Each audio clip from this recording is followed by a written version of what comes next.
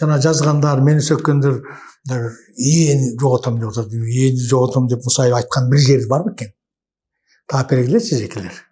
Мен өзүм да көрүп калайын. Латын графикасын колдонгон мезгилде 27-жылдан 40-жылга чейин тетрие болгон эмес. Атамбаев чыкырып билем дегенде ага кишиге түшүндүрсө, оңдойлу деген. 16-жылы, 17-жылы оңдойбуз деген деп бир топ сөз сүйлөнгөн, 4 жолу кабыл алып, анан ошо боюнча калып калды, бүтпөй калды. Бул маселеде менин абийирим таза. Экөөнүн бире калсын дегенди түшүнүк. Орфографиядагы ушул маселе бар. Биринчи маселе. 8 тамга жөнүндөгү маселе бар бүгүн. Бул өмүр бою калат. Эгерде биз кириллицада калсак, бул өмүр бою чыга берет. Элечек, кереге деген сөздөрдү окуганда ие менен окубайсыңар да, же окуйсуңар. Анан эмнеле кызылдап атышат, ие болуп калды дешип. Алфавит өзгөртүү жөнүндө сөз жок. Алды түшүнбөй атышпай, кыргыздын төл сөздөрүндө эле ошону башка тамга менен жазалы деген маселе бар. Эге байланыштуу маселе көтөрүлбөйт, болду. Көрдүк. Бүгүнкү күндө коомчулук орфографиялык эрежелерди оңдогонго даяр эмес экенин сездим. Даяр эмес экенбиз. Кыргыз тилинин жазуу эрежелерин өзгөртүү, өзгөчө тамгасын йоттошкон тамгасын алмаштыруу сунушу коомчулукта дүң болду. 30дан ашык окумуштуулар сунуштаган долбоор коомдо дээрлик колдоо тапкан жок. Атайын эксперттик топту жетектеген академик Сыртбай Мусаев жазуу эрежелерине байланышкан сунуштун келип чыгышы боюнча редакцияга буларды айтып берди. Азыр ушу биздин Кыргызстандагы чоң окуянын бири катары ушул маселе аябай элдин бүйүн кызытып мындай бир чоң талкууга айланып кетти. Мен башында ачык айтайын, мунун зарылчылыгы. Орфография маселеси, алфавит маселеси 39-40 жылдары кириллица орыс тамгасын өткөндөн баштап эле токтобой келет. 86 жылдан бери ушул маселе чыга калат, кайра токтоп калат, чыга калат, кайра токтоп калат. Анткени демек неме бар да, проблема бар. Оңдой турган маселе бар. Анткени жакында эле Элтерде да көрсөттү, айтылды. Ошол кездерде 39-жылы 2 алфавит түзүш керек болчу деген ой айтылды. Мен дагы катыштым, анан бөлөктөр катышып, ошол жердеги талкууга катышкандар айтты. Орус тилинен кирген сөздөр жазыш үчүн өзүнчө, анан мынакка кыргыз алфавитин түзүш керек болчу. Бүгүнкү күнгө чейин кыргыз алфавити жок деген сөз айтышты. Солидный кишилер, билимдүү кишилер, эки жакка аралашып жүргөн кишилерден ошондой сөз айтылды. Мен муну 39-жылы ушул ойду академик Болот Юнусалиев айткан. Ошол орус кириллицага өтүп атканда жанагы тамгаларды 8 тамга жөнүндө кеп болот атпайбы? Маселен ошо 8 тамгада анын ичинде ээ да бар. Ошондо ал киши айткан. Олекилердин моунтип сунуштаганы туура эмес. Батманов менен анан Батмановдун жанында жүргөн айрым окумуштуулар ошондо сунуштаган долбоор так эмес. Бул кыргыз тили үчүн өзүнчө алфавит болуш керек. Кыргыз тилин өзгөчөлүгүн көрсөтүп турган. Бул орус тилинен кирген сөздөр. Орус тилинен кирген сөздөрдү жазыш үчүн колдонула турган тамгалар. Мунун кыргыз тилге тиешеси жок. Экинчи маселе айтылат. Орус тилинен же орус тили аркылуу башка тилдерден, чет тилдерден кирген сөздөр орус тилинде жазылыш керек, айтылыш керек деген эреже бар да ошондо. Ушул экөө бул 39-жылы кирген да, кириллицага өтүп атканда. Анан ошон үчүн биз өзүбүздүн тилибиздин мүнөздүү өзгөчөлүктөрдөн ажырап, орусча сүйлөп калбадык баарыбыз. Ушул сөздөр 39-жылы айтылган, бизге чейин айтылган. Муну айтып аткан себебим 86 жыл болду орус тилинин алфавитин кабыл алганыбыз. Ошондон бери ушул маселе токтогон. Бирде жайлап калат, бирде кайра күчөп кетет, түшүндүп келет. Эгемендик алдык деп, бедиреңдеп, мындай жасай кабыл десек дагы чечилген жок. Орфография маселеси ушундай бир чыр маселе, талаш маселе, татаал маселе. Бирине жакканы бирине жакпайт. Бири элементарный, мисалы үчүн мына ийеге байланыштырып айталычы. Ие деген, тетрие деген турат го, анан мындай ие деген йоттошкан ээ бар. Бирок ошол латын графикасын колдонгон мезгилде 27-жылдан 40-жылга чейин тетрие болгон эмес. Тетрияны жазган. Беркинде эле иени ээ деп окуп, ээ деп жазып беришкен.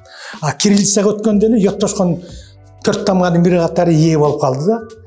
Я, ю, йо, анан ие дегенди йоттошкон тамга деп калдык. Биздин кыргыз сөздөрдүн баардыгы ошол йоттошкон тамга менен жазылып калды да.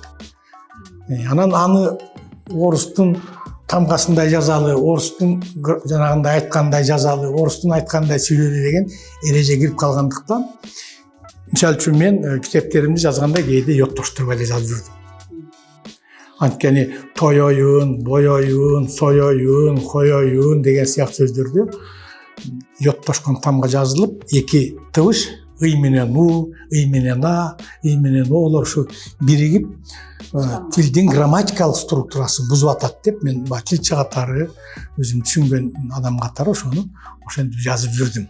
Ошондо Атамбаев чакырып билем эмне дегенде ага кишиге түшүндүрсөм, оңдойлу деген. 16-жылы, 17-жылы ошо оңдойбуз деген. Йоттошкон тамгаларды кыргыз тилинде жазбайбыз.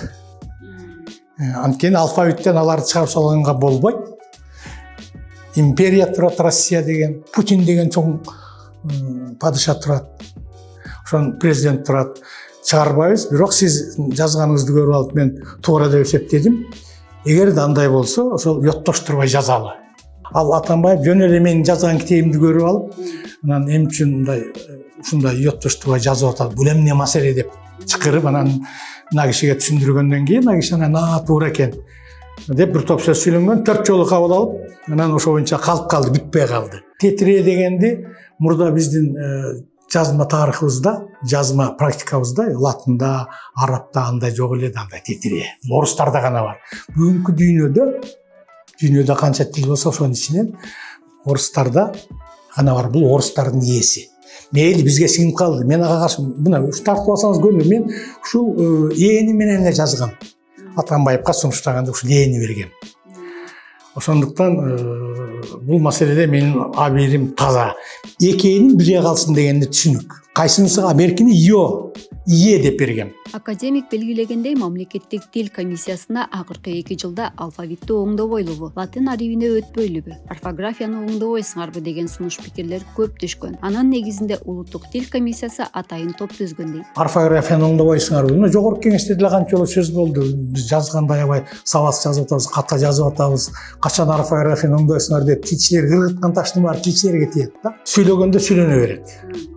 А жазганда адамдын сабаттуулугу жазуусуна карата болот да. Тигил же бул сөздү туура жазгандан. Туура жазсаң адамдын сабаттуулугу жөнүндөгү гана сөз көтөрүлөт да. А бүгүнкү күндө өзүңүздөр көрүп атасыздар кандай абалда турабыз бүгүнкү күндө. Мен анан ушуну оңдош үчүн сөз түрдө жазуу эрежелерин оңдош керек, такташ керек деген маселе бар. Бул такташ деген маселе бар. Ушул такташ керек деген маселе тил комиссиясына көп жолу түшкөн экен. Анан ошонун негизинде алар тил саясатын жүргүзөт да. Алар тил саясатын жүргүзөт. Биз болсо өзүбүздүн илимибизди жүргүзөбүз.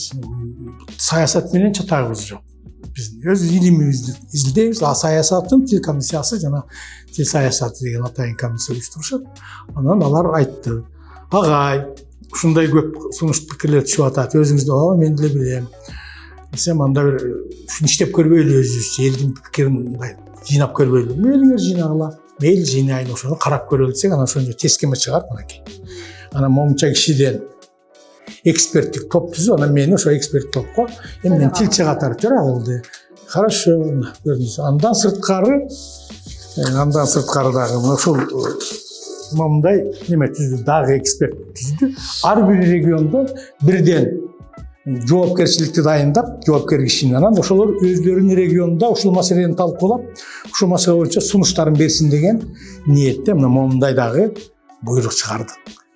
Ар бир областтан ушундай киши, ошондо мындай алардын айтымына караганда ар бир региондон 20-дан, 30-дан, 40-тан, даже 50-дөн, 60-тан киши катышып, ушул маселелерди сунуш кылып бияка жөнөттү.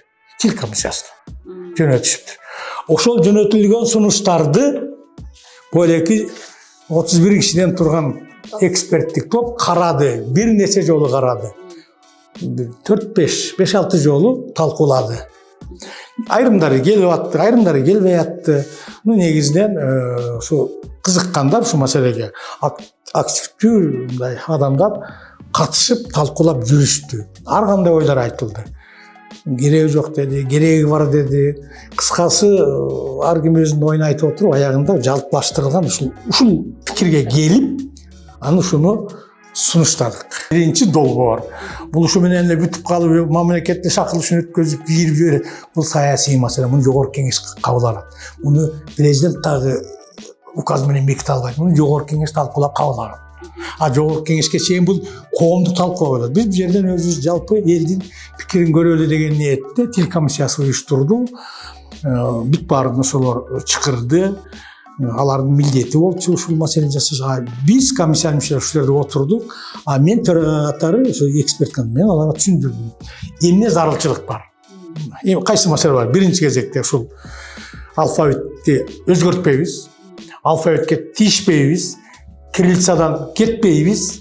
Латынга өтүшөндө маселе жок, туура түшүнгөн. Анткени аны президент чечет. Латын алфавитти өзгөртпөө жөнүндө маселени президент окумуштууларга тапшырма берип, аны окумуштуулар изилдеп карап бергенден кийин анан алар көрөт. Андайдын бири жок. Жөн гана тил комиссиясы демилге көтөрүп, жалпы коомчулуктан түшкөн сунуш пикирлердин, талаптардын негизинде алар ушуну уюштурушту. Бай Мусаев тамгасынын колдонулушу боюнча коомчулукта жаңылыш түшүнүк пайда болгонун, мындан улам тепкиде калганын айтты. Эгерде бул маселени элге тапшырып койгондо мынчалык чуу жаралмак эмес экен дейт. Менден бир нерсе кетиптир. Жалпы коомчулук бул комиссия талкуулап атканда ушу маселеге мен бир жерден мындай кичине этибар албай коюп турмун. Дегендин мунусун аласыңарбы, же мунусун аласыңарбы? Аны өзүңөр чечкиле деп койгондо бүтмөк. Как будто ушул азыр мен сунуштагандай мамиле кылып атышат. Мен ага мындай кейиген да жокмун.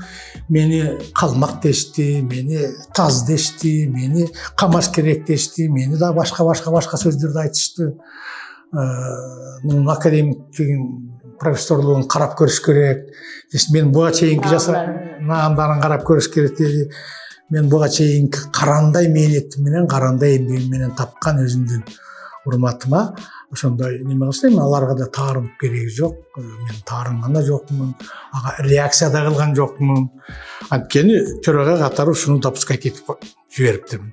Мен ошол жерден чыр маселе экенин жазып турмун, ал жерде тартып алсаңар көрөсүңөр. Бул чыр маселе, аргументтештирип бергиле сунушуңарды, жазып бергиле деп. Эл ошону талап кылып атпайбы? Деп ошентим да, анан бул жерде ошондой болуп кетти. Мен ошол жерден мындай тетирейин аласыңарбы, беркинде ээн аласыңарбы, аны өзүңөр тандагыла. Коомчулукка коюп койгондо мындай резонанс болмамыз. Бул менин төрага катары эни мен сунуштаган жокмун, ушундай ээ көтөрүл деп. Төрага катары ушу комиссиянын ушул нерсесине сунушун мен туурага мындай макул болуп коюп турмун да. Бул жалпы баарыбыздын ишибиз. Менин жеке же болбосо мен четте калып эмес, баарыбыздын ишибиз. Мен ушул жерден өзүм байкадым, ушундай ээнин бирин өзүңөр тандагыла деп коомчулукка коюп койгондо мындай болмосо, мен өзүм болсо мына Орекин кызын тартып алса, мына ээ деп бериптир. Көрдүңүзбү?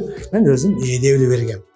Анткени тескери менен жазып ушуну бергем. Ушундай кылалы, берки йоттошкон тамга аны алып саралы деп бергем мына. Өзүңүздөр көрүп турасыздар. 16-жылы. Орфографиядагы ушул маселе бар. Биринчи маселе. 8 тамга жөнүндө маселе бар бүгүн. Бул өмүр бою калат. Эгерде биз кириллицада калсак, бул өмүр бою чыга берет. 10 жылдан кайра чыгат, 15 жылдан кайра чыгат. Эгерде кириллицада калсак, орус алфавитинде калсак, эгерде орус алфавитинен бөлөк алфавитке өтсөк, бул маселе өзүнөн өзү чечилет. Анткени дүйнөдө ушу орус тилинде гана йоттошкон тамга бар, ытсы бар, ытшы бар. Анан твердый знак, мягкий знак дегендер бар. Бөлөк бир да тилде жок. Татаал сөздөрдүн жазылышы деген маселе бар. Бир сөздү, эки сөздү бириктирип жазабызбы, ортосуна дефис коюп жазабызбы, же айрым жазабызбы деген да чоң проблема бар. Баары бирдей жазууга мүмкүн эмес. Баарын бирдей жазуу мүмкүн эмес. Кошмок сөздөрдүн баарын бирдей жазууга мүмкүн эмес. Анткени ар кандай структура бар. Ар кандай моделдеги сөздөр биригет. Ошондуктан айрымдарын бириктирип жазууга туура келет. Айрымдарын ажыратып жазууга туура, айрымдардын ортосуна дефис коюп жазууга туура келет. Мындай маселелер бар. Ошолор жөнүндө бар. Бириктирип жазган сөздөрдүн айрымдары бирөөнө жагат, бирөөнө жакпайт. Мына ошол маселе көрүлүп атат. Кийинки маселе баш тамгалардын жазылышы. Кыргыздын сөздөрүн жазыш оңой эле, аны баарыбыз да жазабыз. Абат маселенин бар татаал сөздөрүн жазыш. Анан кайсыл сөздү баш тамга менен жазабыз, кайсыл сөздү кичине тамга менен жазабыз. Өзгөчө мекемелердин аттарына келгенде. Бу да чоң проблема. Бир кезектерде биздин орфографияда бар эрежеде. Сиз деген сөздү өтө сыймыктануу менен айтып атабыз, ушуну баштама менен жазайлы деп эрежеге киришкен. Биз ага каршы болгонбуз. Ошондо мен ошого каршы болуп, ошондо тил үчүн сыйлуу айтып атасыңбы, сыйсыз айтып атасыңбы? Баары бир анчалык маанилүү эмес. Мына ушул маселе бар. Андан сырткары бизде варианттуулук деген маселе бар да. Бак деген сөз бар. Счастье, ырыс, бак, бакыт, бакты деп айтат да. Үчөөнүн тең кимисинче жазбай коебуз. Мына ушул жөнүндө да кеп кылып атышат. Варианттуулукка жол берип коюшуптур деп. Эми ал буга чейин варианттуулук жазылып келген. Варианттуулук. Дагы бир маселе бар, мисалы үчүн мурун, нос, аны кээде мурду дейт да. Мурду дейт. Мурдуна дейт, анан мурунуна деп айтат. Экөөнү тең айтышат. Кайсысын чыгарып салабыз? Мына ушуну да кеп кылып атышат да. Уңгу кыргыз тилинде уңгу өзү биздин уңгу өзгөрбөйт. Бул негизги маселе. Бирок тилде бардыгы математикадагыдай 2-2-ни кошсо 4 болот дегендей болбойт. Кээде айрым бир моделдер өзгөрүп кетет. Бул жагы ушул сыяктуу маселелерге келгенде айрымдар ушул маселени да көтөрүп атышат. Бир 5 эле маселе бар. Калгандын бардыгы мурдатан бери келаткан. Мунун учурунда Шенал Арабаев атабыз жазган. Мунун учурунда Касым Тырыстанов атабыз жазган. Мунун учурунда кийинкилер жазган. Анан эң чоң баленин бардыгы орус алфавитине өткөндө чыкты. Анткени орус тили менен кыргыз тили типологиялык жактан ар башка структурадагы тилдер, анан бириники бирине туура келбей калат. Ошого карабай, орустардагы шарттуулук, условность алфавитине ошого карабай, биз ошону толук алып алганбыз. Эчтекесин өзгөртпөй, мына маселе ошого байланыштуу болот. Муну элементарный мен таң калам биздин балдарга. Элечек, кереге деген сөздөрдү окуганда ие менен окубайсыңар да, же окуйсуңар. Анан эмнеле кызылдап атышат, ие болуп калды дешип. Эни алып салат деген. Жок, эни алып салат деген алфавит эч өзгөрбөйт. Алфавит өзгөртүү жөнүндө сөз жок. Аны түшүнбөй атышпайбы? Кыргыздын төл сөздөрүндө эле ошону башка тамга менен жазалы деген маселе бар. Ошону мамлекет кабыл ала турган болсо, аны өзгөртөт да, окутат да, эмне үчүн окутпайт? Эгер латын графикасы өтпөсө, аны да окутат. Эгер өтпөй ушунда калса дагы, бул жерде ээге байланыштуу бир эле маселе болуп атпайбы? Бардык жерде, мына бизде эрежеде турат го, сөздүн башында тетирие жазылат. Эне, эгемен, ошо ыйык деп атышпайбы? Эгерде буга чейин беркинде е менен жазылып келсе, ыйык болбой калды беле. Бул тетирие менен жазып койсо ыйык болуп калабы деген маселе. 92-жылы латын графикасы өтүп кетебиз дегенде, бар өкмөт кол коюп келген. 92-жылы латын өтөбүз деп. Биздин өкмөт бөлөк элдер менен биргеликте Стамбулга бар. Ошондо келгенден дагы ушундай неме болду, ушундай шум көтөрүлдү. Эски китептин баарын кайра басабыз, акчабыз жок болуп отурганда типография кандай болот, элдер окубай калат, түшүнбөй калат деп сөз болду. Анан ошондо деле мен да ошол латын графикасы өтүү жөнүндө идеяны колдогон адам эч жактан бери эле, илгертиден бери эле ал маселе көтөрүлө элек деле. Анткени латын графикасын Касым Тырыстанов, Шенал Арабаев атабыз араб графикасын алфавитти, Касым Тырыстанов латын графикасын алфавитти түзүп, экөө 24 тамгадан турган алфавит түзүп койушкан. Ошол арабтагысын эле кайра латынга которуп коюшкан. Мен ошол маселени билген киши катары ошол кездерде эле латын графикасы өтүү жөнүндө маселени анткени мен өмүр бою жана орус тилинин 8 тамгасынан тажаган кишимин. Менин тилимдин бузулушуна ошол 8 тамга түздөн түз таасир этти. 8 тамганы коомчулукка айтып койсоңуз, конкреттүү кайсы тамга? Йоттошкон 4 тамга. Ытсы, ытшы, анан жумшартуу белгиси, ичкертүү белгиси. Бул 8 тамга. Е жөнүндө сөз жок ал жерде. Йоттошкон тамга жөнүндө кеп болот. Йоттошкон 8 тамга ушул биздин тилдин, анан экинчиси эреже жанагы. Орус тилинен же орус тили аркылуу башка тилдерден кирген сөздөр орустагыдай айтылат. Орус тилиндегидей жазылат деген эреже. Ушул экөө биздин тилди элдин баарын айтып атышпайбы? Баарын айтышат. Ушу биздин тилди бузуп келген ушул эки тил, эки жобо да негизги маселе. Бул жобону ким өзгөртүп алат? Бул жобону мына эгерде эл көнсө эл өзгөртөт, окумуштуулар сунуштаса эл көнсө эле момунтип жылдашпаса эле өзгөрүп кетет. Атайын эксперттик топтун төрагасы мындан ары менен йоттошкон тамгалары боюнча сунуш талкууланбайт деген пикирин билдирди. Айтымында аталган тамгалардын колдонулушу боюнча коомчулуктун ою белгилүү болду жана мындан ары талкуулоонун кажети жок. Эл айткан сунуштар кабыл алынат. Ыгына жана мисалы үчүн эге байланыштуу маселе көтөрүлбөйт. Болду. Көрдүк. Ошондо мурдагыдай эле эреже менен калат. Конечно. Орус алфавитинен кеткиче эч нерсе өзгөрбөйт. Алфавит өзгөрбөйт. Орфографиясында өзгөрбөйт. Мен мисалы үчүн бүгүнкү күндө коомчулук орфографиялык эрежелерди оңдогонго даяр эмес экенин сездим. Даяр эмес экенбиз. Ошондуктан бул маселе скорее всего көтөрүлбөйт. Мындан ары көтөрүлүп ушу менен калат, ушу боюнча калат, эч өзгөрбөйт. Мен ошондой ойдомун. Өзгөртөбүз дегендерге мен эч аралашпайм, кошулбайм, айткан койгула дейм. Биздин эл азырынча бул маселеге даяр эмес экен деген сунушту айтасыз. Мен ошондуктан муну калсын, ушул эл кереги жок деди, эл кереги жок бойдон калсын. Кийин балким бөлөк жагдай келер, учур келер, ошондо балким оңдоп алышат. Бизден кийинки муун оңдоп алышат деген ойдомун мен азыр. Ушул баштап келип анан ушул жерден таштап койгон канчалык турат? Анткени мындай да, эгерде коомчулук кабыл албаса, эмне баягы дубалга келип башыңды койгулай бергендей бул зарылчылык бар болот. Жок, бул мындай эле болот да, коомчулук менен тамгасында экөөнө каршы болот. Калгандары оңдош керек дейм. Калгандары оңдолсун. Мен ошону айттым, алфавитке тийишпей, эге тийишпей калган оңдоп койсо болот. Мен жөнүндө айтып атам да, калган оңдоп койсо болот. Иштеп чыгып элге берсе болот, аны караса болот. Эге тиеш ол маселени. Мадим 3 кошуп алсын. Алфавитке тийбей, өзгөртпөй туруп орфографиялык эрежелерди оңдоп чыгыш керек. Айрым бир жоболорун деп. Ошентип жаздым. Ошондо айтып келатам. Алфавитке тийишмей жогондуктан алфавит дагы айтам. Бул мамлекеттин башчысынын компетенциясындагы маселе. Аны окумуштууларга эгерде ошол жактан сунуш түшсө, карап берели деп окумуштуулар карап берет. Бирок чече албайт окумуштуулар. Окумуш сунуш гана берет. Аны бул саясий маселе. Аны мамлекет башчысы чечет. Мусаев учурдагы маселе кыргыз тилинин орфографиясында жана жарандардын өзүндө деген ойдо. Ал белгилегендей көп учурда жазуу эрежелери сакталбагандыктан сабаттуу жазуу көйгөйү чечилбей келет. Биринчиден, ушул эрежелер аткарылбай атат. Жакшы туура жазылган эрежелер кээде аткарылбай атат. Ага ким күнөөлүү? Албетте ар бир киши өзү күнөөлүү. Эгерде мен балким талап болгон ким талап кылат? Ким талап кылат?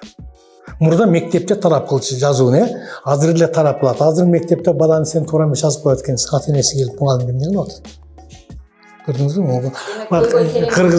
Кыргыздын бир жакшы сөзү бар. Кемигинде дагы, керкисинде дагы деген бир чоң маселе бар да. Биз бүгүн мен бекер айткан жокмун. Биз коомчулук бүгүн бир нерселерге даяр эмес экенбиз дегенди айтпадым. Коомчулугубуз айрым бир маселелерге даяр эмес экенбиз. Сабаттуулук төмөндөп баратабы? Ушундайбы, жандай эмеспи? Төмөн. Ага ким билет? Ар бир адам сабаттуулугун өзү көтөрүш керек. Өзү көтөрүш керек. Аны бирөө келип окутпайт. Ана азыр учурда баланын тарбиясында мугалимге түрк жасап албадык. Мугалим тарбиялабайт. Мугалим баланы ата-эне тарбиялайт, үйдө тарбиялайт. Мугалим сабак берип же тарбиялап отурабы? Тарбиялуу киши өзүнөн өзү жакшы окуйт. Тарбиялуу киши өзүнөн өзү сабаттуу болгонго аракет кылат. Союздун учурунда бизди үйдөн ата-энелер сабаттуулук үйрөтчү. Мектепте, китепте ката кетчү эмес. Бүгүн китепти бар кандай катачы болот. Мейли илимий китеп болсун, мейли окуу китеп барганан ошону көргөн бала анан теледе баардык жерде өзгөчө соц тармактарда жазылган тексттердин баарын окуп отуруп, ушундай болот турбай деп атат да кийинкилер. Бала үйрөткөн деп атат да. Ошон үчүн мына билим, сабаттуу болуш ала турган кишиге байланыштуу, бере турган кишиге эмес. Мисалы үчүн сиз алгыңыз келсе аласыз. Элементарный мен бир мисал айтайынчы. Bir группада 25 бала окуса, ошонун 5-өө мыкты окуйбу. 10 чактысы анан бир 5-6 бар да Кудайдан жөө качкан. Туура. Анан жана 5 мыкты окуган баланы мен үйүмө алып барып окутуп атам. Алар аракет кылып атат алганга, Мына ошон үчүн билим менен маданиятты алганга аракет кылган киши алат, аракет кылган киши ала албайт. Эмне кылсаң да бул буюм эмес, же урушка эмес, же сен бет арчык эмес, сеники болуп калды деп айтып койгудай. Ошондуктан бул маселеде бүгүнкү күндөгү сиз айткан билимсиздик, сабатсыздык ар бир адамдын өзүндө. Ар бир адамдын өзүндө. Ага коомчулукту же болбосо бир мекемени, билим берүү мекемесин күнөөлөөнүн зарылчылыгы жок. Буга мен ата энелерди күнөөлөйм. Үйдү күнөөлөйм, үй бүлөнү күнөөлөйм. Бүгүн үй бүлө институту талкаланды, бузулду, туурабы? Баласын түртө салат сотканы бере коет, тарбиялабай калдык да. Анан каякта гана сабаттуулук, маданияттуулук жөнүндө маселени көтөрөбүз. Эмоция турат. Мен жана жазгандардын да арасында да мындай бир окумуштуулардын аттарын көрдүм, андайлар жүрөт, билимдүү адамдардын аттарын көрдүм. Анан негизинен эмоцияга алдырып, эмоция менен жазып атышат. Эмоция болгон үчүн мени калмак деп атышат, таз деп атышат, мээси жок деп атышат. Мен элим үчүн, мамлекетим үчүн түйшөлгөн адаммын. Тилге менден артык жазгандардын ичинен таап бериңизчи. Тилге менин эмгектеримди билет, эл билет, сүйлөгөн сөзүмдү билет. Тил үчүн зап тартканымды билишет, сөгүп угуп атканымды билесиздер. Тилге белгилеген тилге анан кыргыз элине мен дагы büyüгөн патриот киши катары. Калмак демектен монгол десин, мейли башканы айтсын, бирок мен нака кыргызмын, таза кыргызмын. Каным таза кыргыз болгондо дагы казак кыргызды башкарган баатыр атанын тукумдарынанмын. Анын тарыхта анын баары жазылуу, тилчи катары. Анан ошо мамлекетимди, тилимди, элимди сүйгөн киши катары албетте элимдин маданияттуу, билимдүү болушуна ойлоном, түйшөлөм, анын ар кандай жолдорун издейм. Мына биринчи кезекте тарбиялаш керек.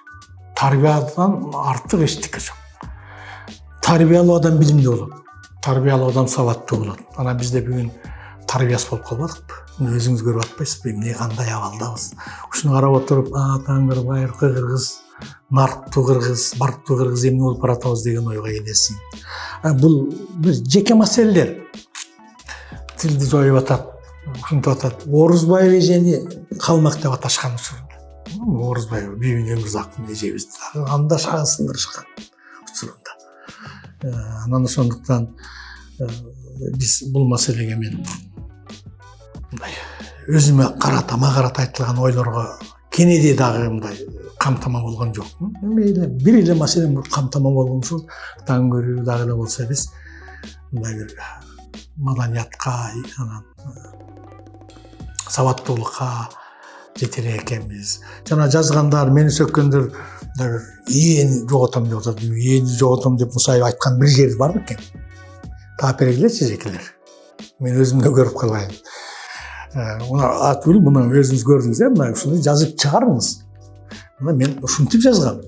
Анан бул жерде көп киши комиссия ошондой чечип атса, мен момунтип сүйлөп турмун мына жерде. Мен ушул боюнча Атамбаевка бергем. Мен аны бүгүн сиздерге айтып койсом, сиздер ошондон чыкпай каласыздар. Оюңуздарды айтып келиңиздер деп сүйлөп жазып турмун. Үмүт Култаева деген дагы эжеңер бар. Ал да айтыптыр. Мен дагы жалаң ушу каталарды издеп эсиме болуп атат. Каталардан тажап бүттүм. Мен дагы кайсы каталар экен бүгүн айтып койсом, силер ошо жака ооп кетесиңер. Мен да айтпай турайын. Сырпа Жолдошов айткандай. Деп киши дагы бул жерде сөз жүрөт.